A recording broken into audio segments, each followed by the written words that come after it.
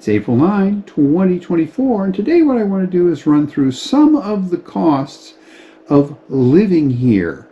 Just the sort of basic utilities and other expenses you're going to have if you move here and buy a house. So let's have a look at how much it costs to live here. And I'm going to talk specifically about living in Bass Harbor, Maine, because one of the biggest expenses you're going to have is going to be property taxes, and they vary from town to town. So let's get going. As I mentioned in the introduction, you can't really rent a house here. There just aren't any rental properties available for more than a couple of weeks. So that means you're going to have to buy a house. And one big continuing expense on your home is going to be property tax. Now, property taxes here in Bass Harbor are based on the full assessed value of your house. We'll come back to that in a minute. Once you've been here, though, you do get a homestead exemption if you're a permanent resident of Maine and you have lived in the house for 12 months in the last year. And that's $25,000 that comes off the assessed value of the house. Right now, the Tremont Bass Harbor property tax rate is 1.157%. And there is also an income-based property tax credit. I'll talk about that a little bit later. Now, how are property taxes paid here? Well, we pay property taxes to the town we live in. The town's operations are funded largely by property taxes, as well as vehicle excise taxes and some fees. And here in Bass Harbor, once a year, we have a town meeting where the various town committees put forth a budget. That budget includes all the costs to operate the town office, maintain the town roads, etc., pay all the town employees, and run our school. Now, we do get a little bit of money from the state for our school. The state is supposed to pay, I believe, 55% of what they call essential learning services, which it's hard to say exactly what that is. But how much of that you get depends on how affluent your community is deemed to be by the state. And Bass Harbor is deemed to be an affluent community, so we only get a couple percent of our school budget from the state. So basically, the town collects the entire school budget from property taxes. So, and going back to assessed value, I just looked in my records and my home has not been reassessed for at least 15 years. When I checked, we are still being taxed on the value of our home as it was in 2009. So, but we're due for an assessment, a reassessment pretty soon. And when that happens, the assessed value of our home is going to go way up. But what's that going to do to the taxes? Well, since property taxes are raised by the town to pay the cost of town operations, what's done is they figure out how much the town operations cost will be, including the school, and they divide that number by the total value of all the properties in town, the assessed value, and get a tax rate. And then they apply that to the individual properties. So if they double our assessed value, and that's sort of on average, assessed values are doubled everywhere in town, as long as the town's operating expenses don't go up, our tax rate will go down by the same amount that the assessed value for the whole town went up, and our taxes will stay more or less the same. And they'll probably stay that way for quite a while. The one time that the assessed value of a home changes between town-wide reassessments is when it sells. So if you come into Bass Harbor and you buy a home, your assessed value for the year after you buy it will jump up to what you paid for it, and it will stay there until the next town-wide reassessment. So it's possible that you could be paying a lot more tax uh, on the same home than I do. I've been here for a long time, so I'm paying taxes based on the assessed value from at least 15 years ago. If you bought my house, you'd pay taxes based on what you paid for it when I sold it to you, which would, I guarantee you, be more than the assessed value. So, yeah, that's a big factor. So let's look at how much property taxes would be for a typical modest house. Okay, I'm gonna presume that you bought a modest house here in Bass Harbor, and that's gonna cost you about $750,000 right now.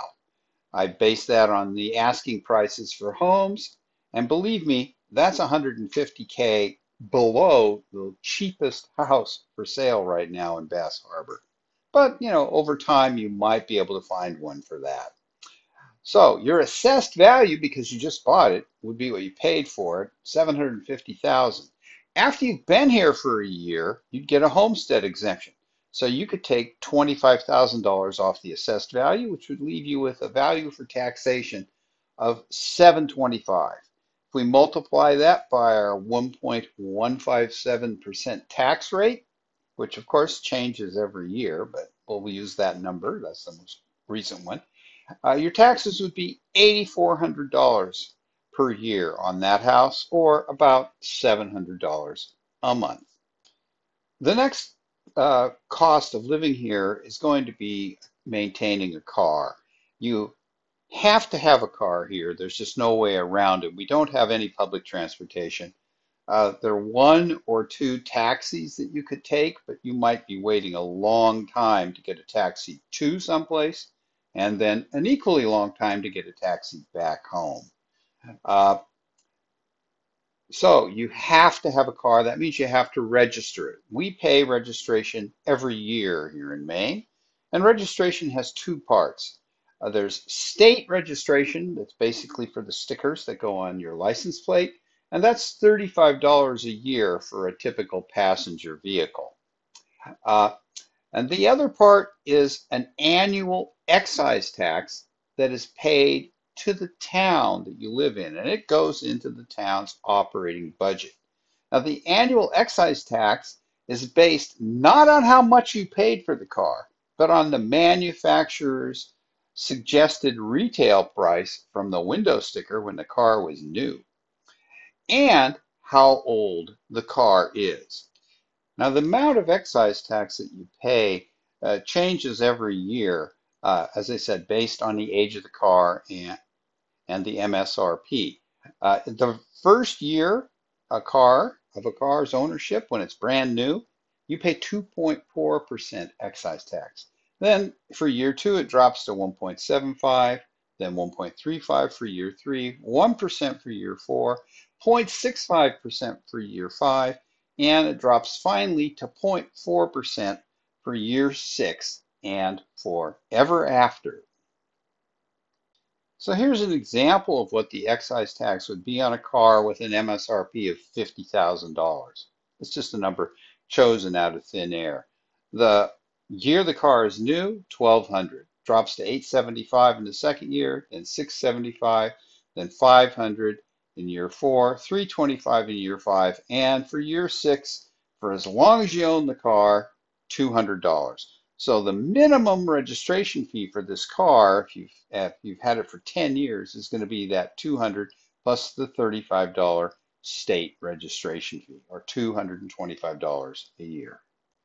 Now let's look at typical utilities that you might pay for your house. And these are on a monthly basis. So what about water? Well, we don't have municipal water here. So that's no cost, except whatever it costs to maintain your well. My well has been working fine for 25 years, and eventually I'll have to replace the pump, but who knows when that'll happen.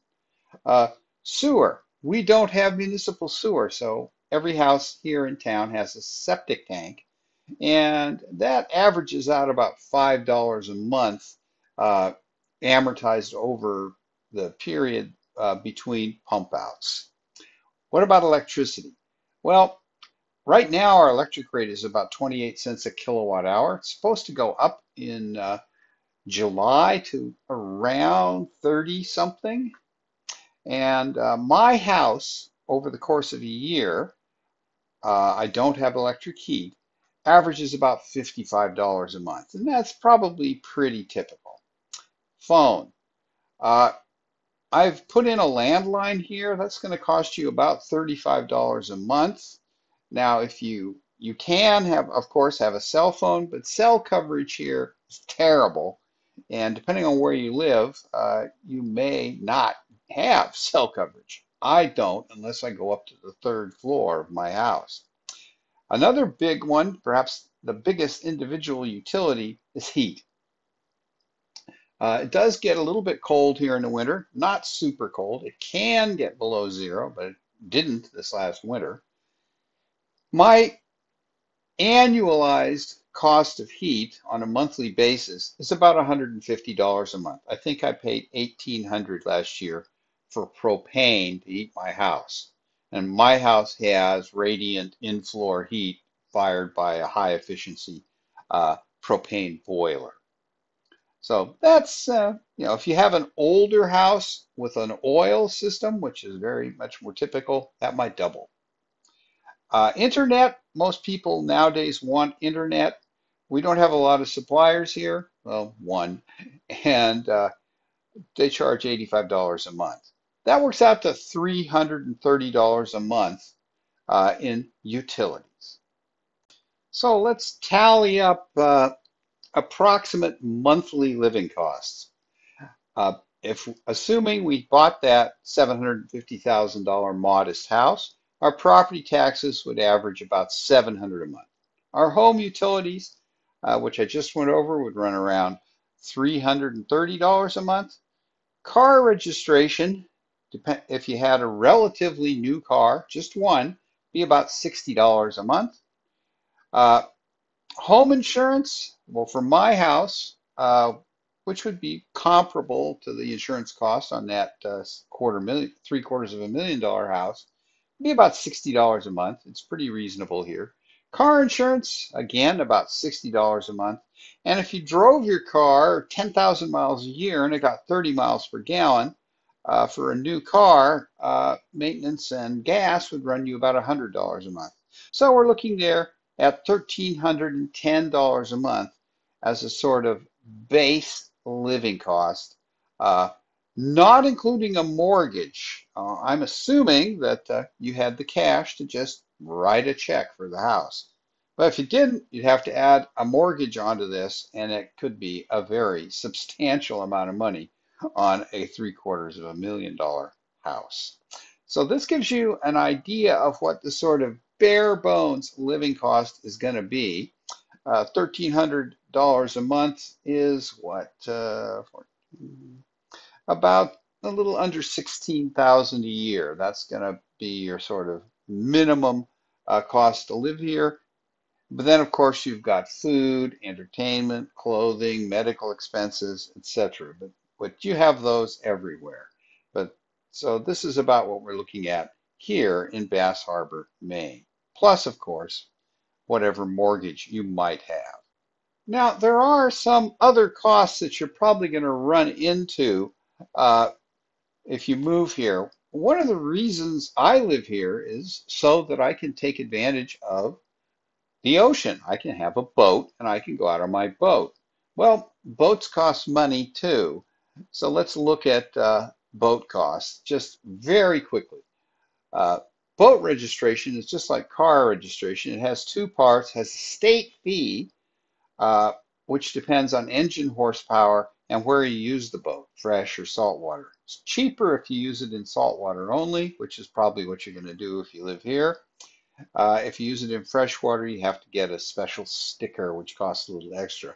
State fee, depending on the horsepower of your engine, runs from $16 to $50. So that's pretty reasonable. And boat registration, like car registration, is an annual fee.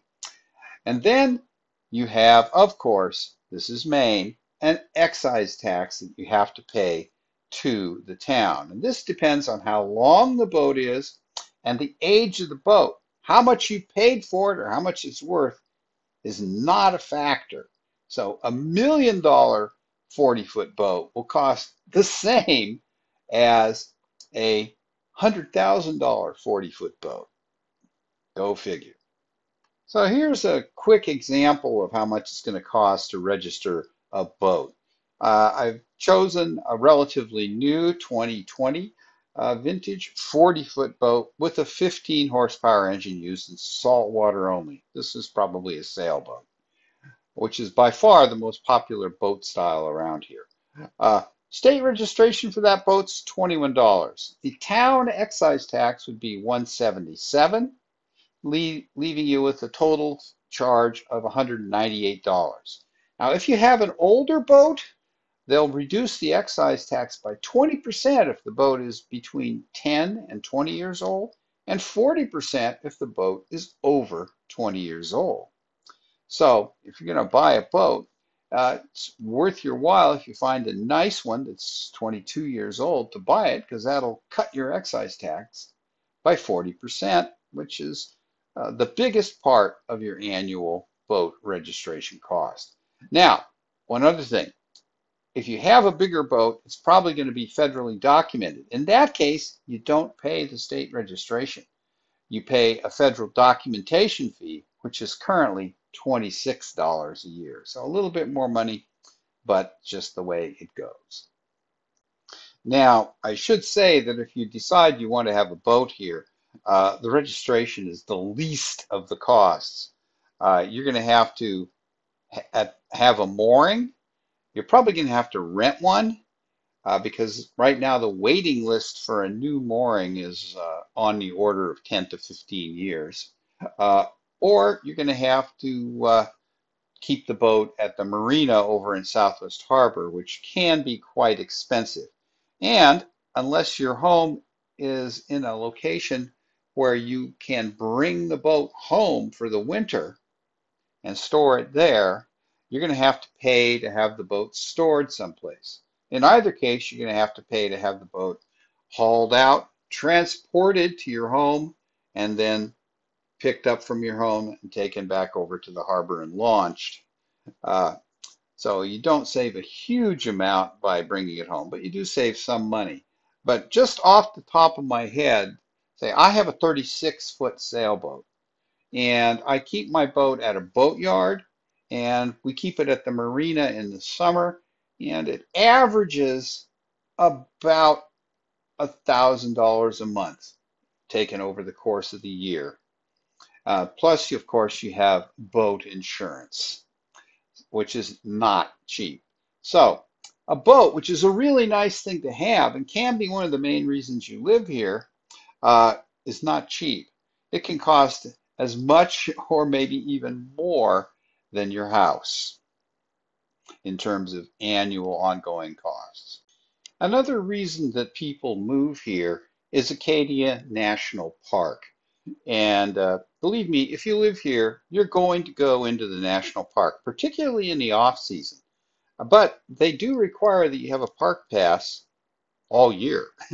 So that's something you're going to want to look into. I would strongly recommend that you buy an annual pass. If you're under 62, you can get an Acadia only annual pass for $70 or one that's good at all national parks for $80.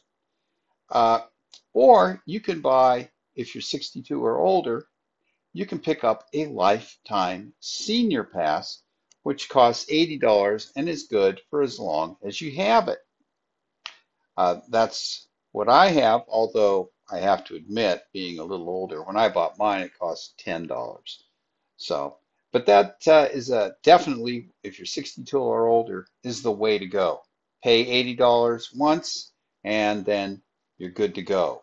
And, if you and your significant other go to the park independently, and you have two vehicles, it might be worth having two passes because the pass can only be used by the person whose name is on it. Okay. Well, as you can see, the cost of living here is not too bad. I didn't talk about food because that varies a lot from person to person. But yeah, I don't think it's really that much different than anywhere else unless you eat an awful lot of lobster and scallops. And then, of course, you're going to spend a little bit more. But, you get tired of lobster after a while. You sit down to dinner and say, oh no, lobster again? So that isn't a big continuing problem for most people. Anyway, hope you found it interesting and useful if you've ever contemplated moving to Mount Desert Island, Maine, and living here on the coast of Maine. Thanks for watching.